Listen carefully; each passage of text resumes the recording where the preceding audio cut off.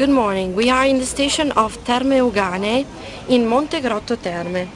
Situated in Montegrotto Terme, we are waiting the train that will bring us at Venice in 35 minutes with only 2 stops, Padua and Mestre. The service is available every day, every hours, to in and come back at the price of €3.40 and 30. Welcome in Venice. We are near the Santa Lucia train station, ready to visit the city. You can visit the city with public transport or by foot. By foot you can take 3 different ways.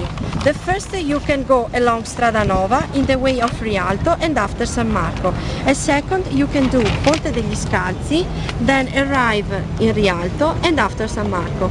A third, you can go across Canal Grande with the new Ponte di Calatrava, going on to Dorso Duro, Campo Santa Margherita, beyond Accademia until San Marco. The public transport is a steamboat.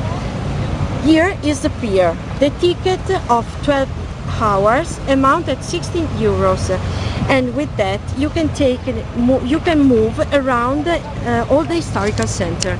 The Grand Hotel Terme of Montegrotto Terme greets you and wish you a very nice holiday in Venice.